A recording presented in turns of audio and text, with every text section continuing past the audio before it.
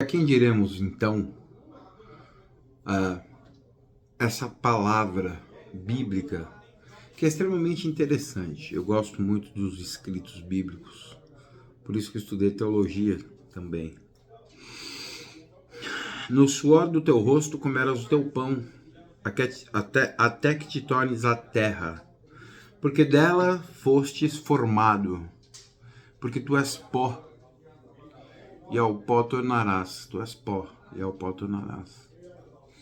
E às vezes a gente vê pessoas que se perdem,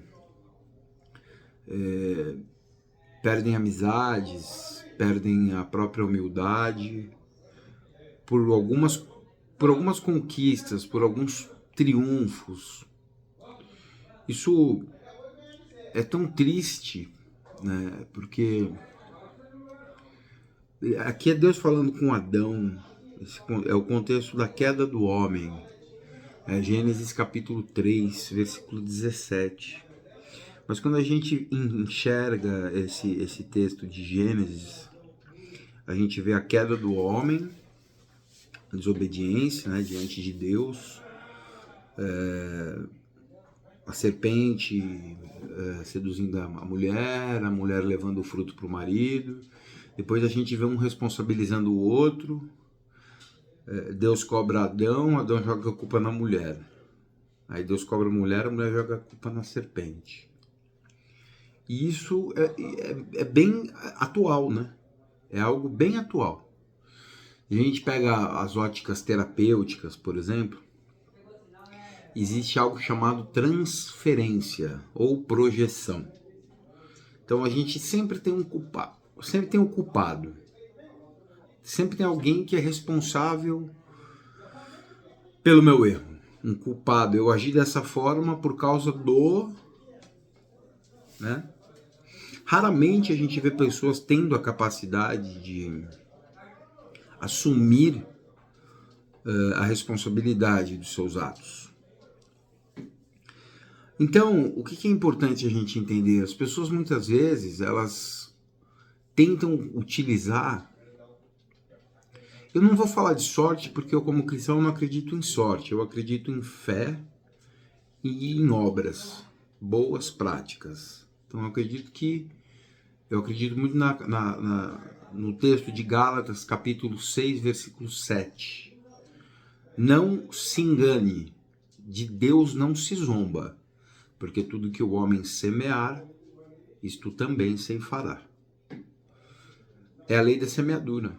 Então, essa lei, ela não falha. Tudo que você planta, você vai colher. Isso é uma realidade. Isso é um fato. Então, muitas vezes a gente vê pessoas que parece que fazem algumas coisas não porque querem fazer, mas fazem algumas coisas porque querem mostrar que são capazes de fazer aquela coisa, aquele trabalho, aquela atividade. E muitas vezes, por esse motivo, não é um ato de coração. Não é um ato puro. É um ato como se fosse uma busca de aprovação. E as pessoas muitas vezes conseguem superar alguma coisa, alguma adversidade na vida, uma enfermidade, uma questão financeira, uma dívida muito grande. Muitas vezes conseguem se estabilizar na vida e isso é muito bom. É muito bom conseguir se estabilizar na vida. A gente não pode ser hipócrita em falar que não é legal você ter a vida estabilizada, mas o problema é quando a gente se estabiliza, cresce, prospera em muitos aspectos, não só no aspecto financeiro, e a gente se esquece desse texto de Gênesis capítulo 3, que tu és pó, e ao pó tornarás. Por melhor que você seja, se é que existe isso, por mais bonzinho que você seja, por mais carinhoso, caridoso, amoroso que você seja, por mais rico que você seja, tu és pó. Esse texto é muito é uma realidade confrontadora, né? Porque muitas vezes nós pensamos que somos muitas coisas. Eu sou terapeuta, eu sou teólogo, eu sou aquarista, eu sou biblista, eu sou especialista em dependência química, eu sou pó. Eu sou pó. E isso não quer dizer que eu tenho que desvalorizar o meu estado hoje. Mas hoje eu estou terapeuta. Hoje eu estou bem financeiramente. Hoje eu estou prosperando nos meus relacionamentos. Hoje eu estou especialista em dependência química. Porque a verdade é que eu sou pó. Eu sou pó. E muitas vezes, quando nós entramos num processo de conquistas consecutivas, nós nos esquecemos disso. Nos esquecemos que somos pó e ao pó tornaremos. É confrontador isso.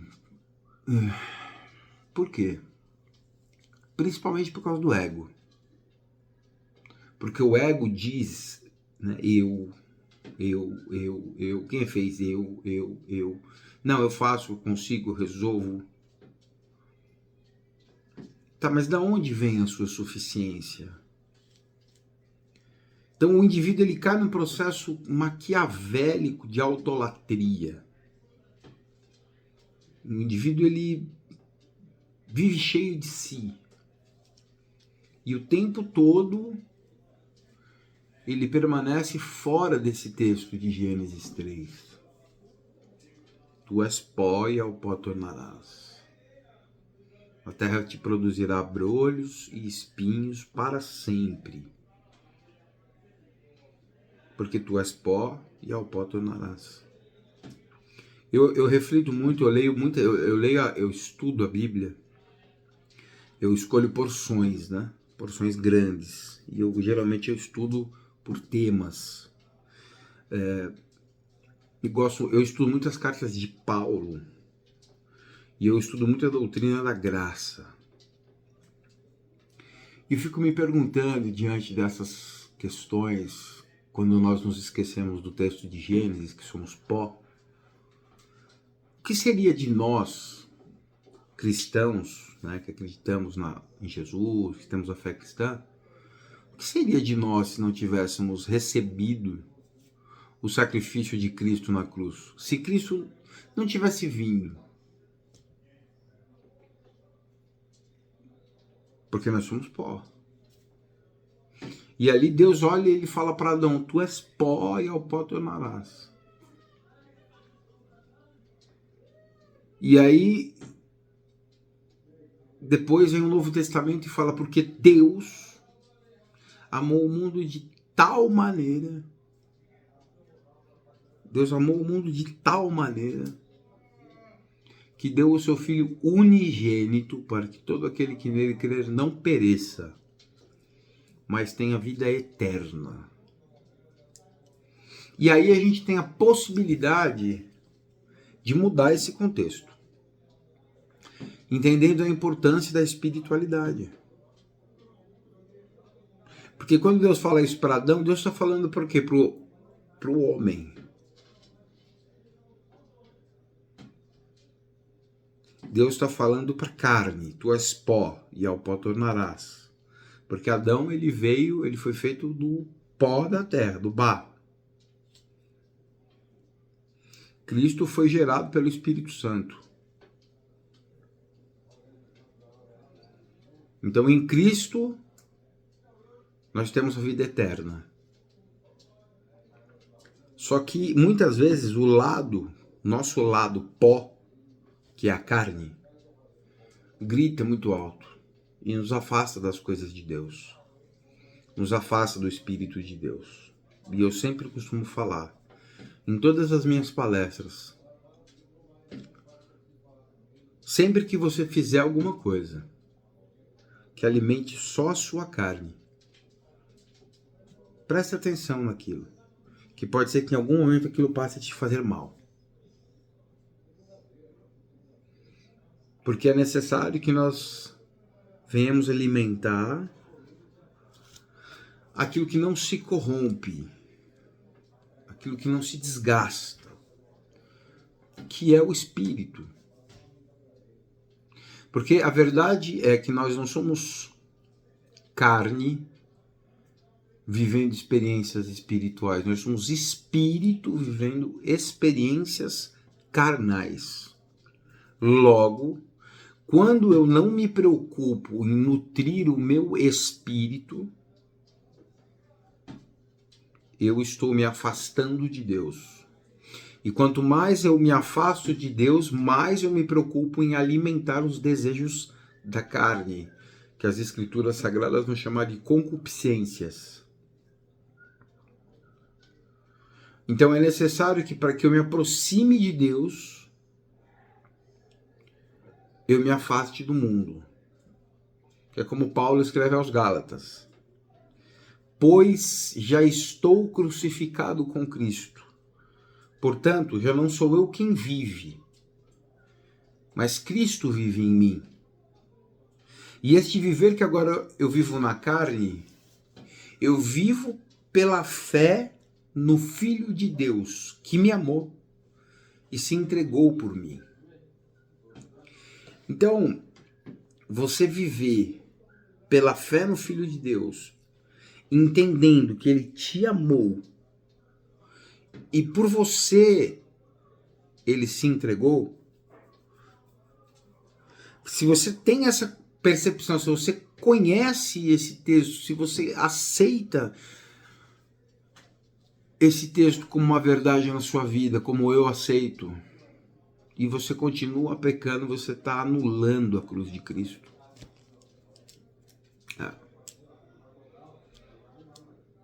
Nós estamos anulando a cruz de Cristo, porque o que tem que virar pó vai virar pó.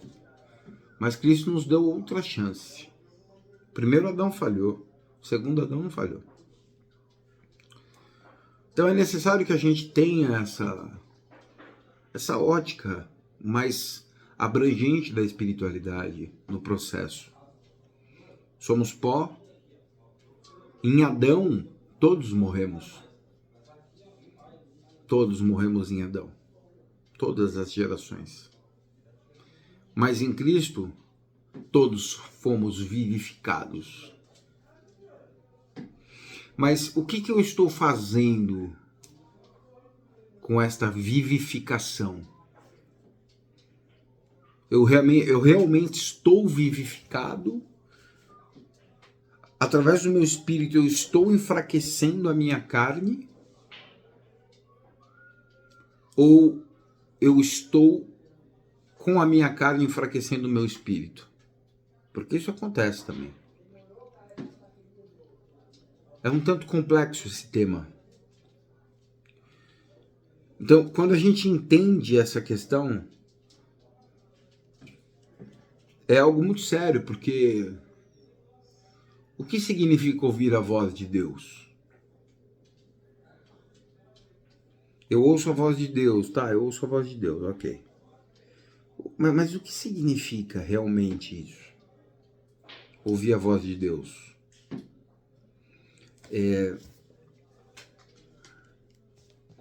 Entender que eu sou amado e não sou digno desse amor. E o amor que Deus tem por mim, Ele tem por causa da obra que o Filho dele fez na cruz do Calvário. Porque Deus com certeza teria fulminado a humanidade já há muito tempo. Então a gente tem, muitas vezes, eu tenho percepção, eu tenho verdadeiro conhecimento da magnitude da obra de Cristo na cruz. Eu realmente sei o significado da cruz. Eu tenho noção do que foi aquilo. Então, em Cristo, eu morro com Ele.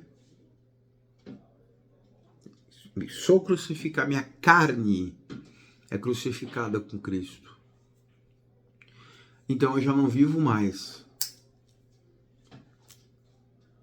Já não sou eu quem vive. Eu já não sou mais do responsável. Eu não sou mais dono da minha vida. E eu tenho uma grande responsabilidade, porque agora Cristo vive em mim.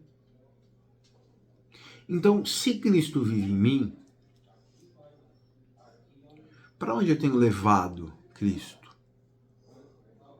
Essa é uma reflexão, não é teológico isso aqui, não é aula de exegese, de hermenêutica, não, mas é uma reflexão mesmo, de Deus, direto da palavra de Deus. Para onde eu tenho levado o Espírito de Deus que vive em mim? Porque a Bíblia fala que sois vós o templo do Espírito Santo. Para onde eu tenho levado o Espírito Santo de Deus? O que eu tenho feito com o Espírito Santo de Deus?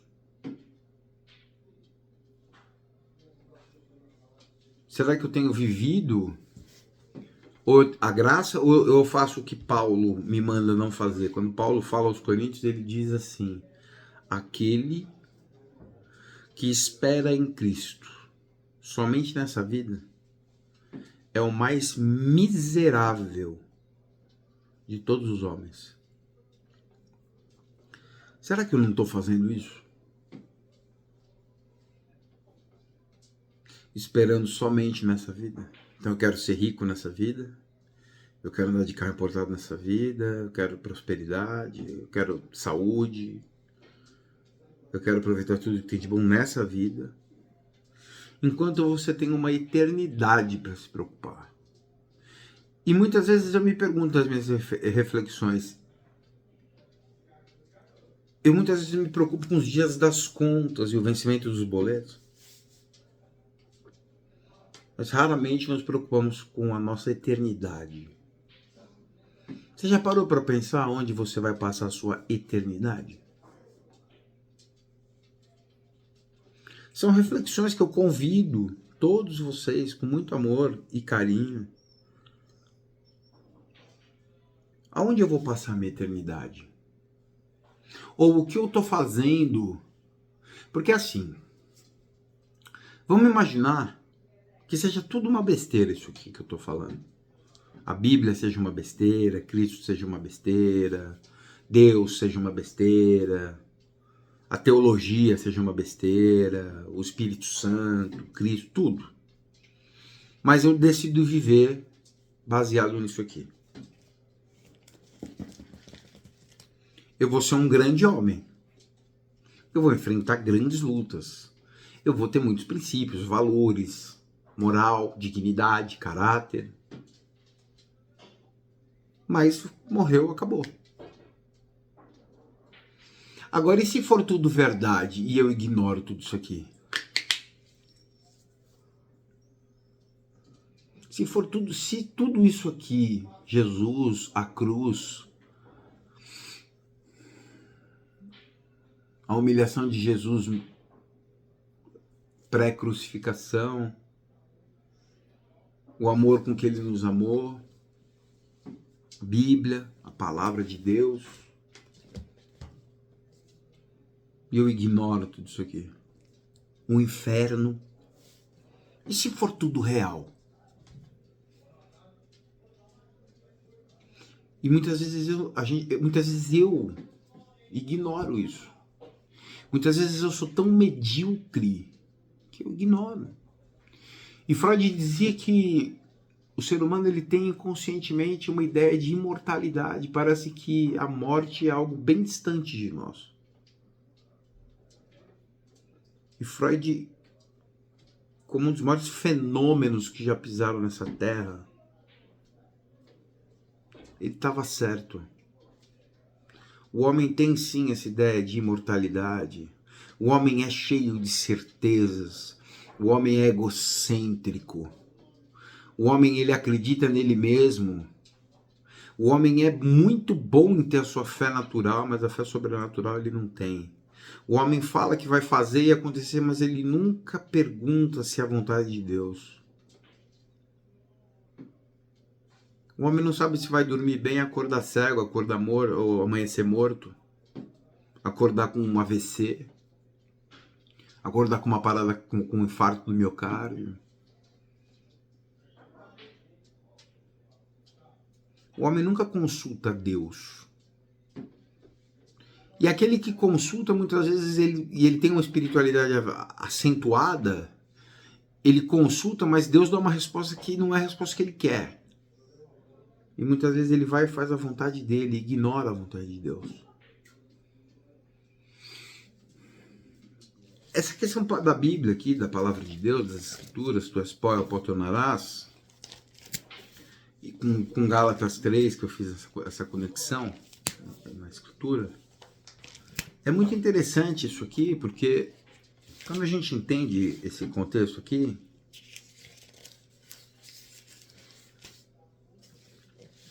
a gente entende que muitas vezes nós somos fascinados, as pessoas nos induzem e nos deixam fascinados pelo erro, pela mentira e pelo engano, que é o apego a tudo aquilo que acaba. Tudo aquilo que o homem dá, o homem tira. Mas tudo aquilo que Deus dá, o homem não tira. E nós temos exemplos, por exemplo, na Bíblia. Eu imagino o contexto de Atos dos Apóstolos, quando Paulo está preso e os judeus fazem um juramento de matar Paulo, que não comeriam e nem beberiam enquanto não matassem Paulo. Jesus aparece para Paulo e fala: Paulo, tenha ânimo, porque assim como falaste de mim em Jerusalém, falará de mim também em Roma. Então, se Cristo exortou Paulo ali em animar-se, é porque Paulo estava contristado. E quando Cristo fala, Paulo, anime-se, porque você falou em Jerusalém do meu nome, você vai falar em Roma. Na hora que Cristo fala, Paulo, você vai falar em Roma, o que Paulo faz? Paulo se apega na promessa. Você vai falar em Roma. Então, Paulo passa por julgamento, Paulo apela para César, Paulo é humilhado por Festo, por Félix, é xingado. O império, o exército romano é paralisado para levar Paulo para a fortaleza, porque queriam matar Paulo. Tentam levar Paulo de volta para Jerusalém, para condenar Paulo, para matarem Paulo em Jerusalém. Paulo, com a dupla cidadania, ele fala, não, eu apelo para César. Quando ele apela para César, ele vai para Roma, aí afunda o navio. Eles ficam à deriva não sei quantos dias, depois afunda o navio, aí eles param numa ilha, com frio, com fome. Aí a hora que eles fazem uma fogueira, Paulo vai lá juntar as folhas para manter a chama acesa, uma víbora morde a mão de Paulo. E aí os caras da ilha, os malteses, a ilha de Malta, os malteses ali, eles falam, olha lá, escapou da fúria do mar, não escapará, é um bandido, ele não vai escapar da ira de Deus, ele vai morrer, ele vai inchar, ele vai cair. E aí depois eles percebem que Paulo não caiu, não inchou, não morreu. E aí eles falam, olha lá, ele é um Deus. Como o homem é inconstante. Como o homem é volúvel. O homem é volúvel. E Paulo era só um servo de Deus. E Paulo chega em Roma. E quando ele escreve suas últimas cartas da prisão, ele escreve a carta aos Filipenses. E quando ele vai escrever a saudação final, ele fala, todos os santos o saúdam, mas especialmente os da casa de César. E naquele momento que Paulo está escrevendo Filipenses, quando ele fala a casa de César, o César naquele momento era nada mais, nada menos do que quem? Nero. Nero. Incendiou Roma, perverso, perseguiu o cristianismo até a morte. Ele colocava chamas, cristãos besuntados com piche, ele incendiava cristãos para iluminar o pátio do castelo dele lá. E aí Paulo ficava preso com 2 soldados e a cada 3 horas mudava. E Paulo pegava esses soldados, evangelho, Cristo, Cristo, evangelho, Cristo, evangelho. Ele pregou o evangelho para os soldados pretorianos, que era a guarda de César. Ele pregou em Roma, especialmente para os da casa de César. Então, quando Deus, ele, de alguma forma, ele faz uma promessa, você tem que ter uma coisa só: paciência para compreender que a promessa que Deus te fez, ele vai cumprir na hora e do jeito dele, não é na sua hora e nem do seu jeito. É difícil, sim. Não tem como a gente negar isso. Acho que é muito difícil realmente ter paciência para esperar que os planos de Deus se realizem nas nossas vidas. É difícil, sim, claro que é. Quem é louco de falar que não? Mas tem que ser assim. Tem que ser assim. Então, crer em Deus não é o suficiente. Mas crer em Deus tem que nos levar a caminhar como Cristo. E caminhar como Cristo significa, se necessário for, morrer pela verdade, morrer pelo Evangelho. Amar o teu próximo como a ti mesmo. Não significa gostar de todo mundo. Aprenda isso. Não significa que você tem que gostar de todo mundo. Mas amar o teu próximo é uma obrigação. Você é obrigado, você tem que fazer isso. E dá para fazer. Você não precisa gostar, mas eu amo tua vida. Te desejo bem. Se eu puder te fazer o bem, eu vou fazer. Não quer dizer que eu tenho que conviver ao lado de todo mundo também.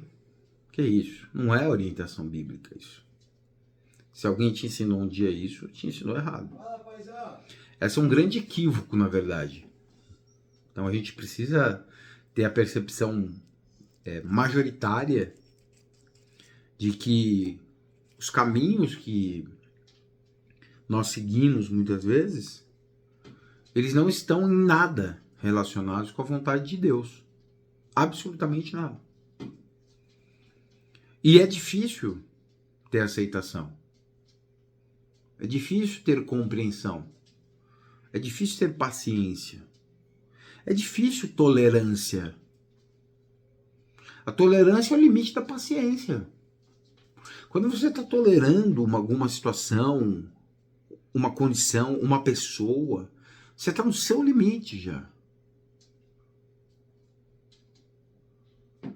Mas imagine a tolerância de Deus. Então é sempre interessante a gente olhar para Cristo como a nossa motivação. Cristo tem que ser a nossa motivação. Sempre. Todo o tempo. Porque Ele nos amou de tal forma que muitos de nós não somos capazes de compreender. Esse texto de Gálatas, capítulo 2, versículo 18, é impressionante. E ele traz uma mensagem muito cirúrgica. Porque se eu torno a edificar aquilo que eu destruí, a mim mesmo me constituo transgressor. Paulo está falando aqui porque tinha alguns judeus, da Galácia, que estavam querendo retornar à lei, sendo que Paulo havia apresentado a eles a graça. Porque eu, mediante a lei, morri para a lei, para viver para Deus. Então eu, diante da lei, por causa da lei, eu estou morto para a lei, para viver para Deus. Eu estou crucificado com Cristo. Estou crucificado com Cristo. Gálatas 2:20. Logo, já não sou eu quem vive, mas Cristo vive em mim. Olha a responsabilidade. E este viver que agora tenho na carne, porque existe um viver na carne, nós estamos na carne. Vivo pela fé no Filho de Deus, que me amou e a si mesmo se entregou por mim. Não anulo a graça de Deus, pois se a justiça é mediante a lei, então Cristo morreu em vão. Esse trecho aqui, vivo pela fé no Filho de Deus que me amou e a si mesmo se entregou. Ele me amou tanto que ele se entregou para que a morte que eu era merecedor caísse sobre ele na cruz. Qual a expressão de gratidão que eu tenho diante desse feito de Cristo por mim? Nenhum. Muitas vezes eu dobro os meus joelhos e eu fico o tempo todo pedindo.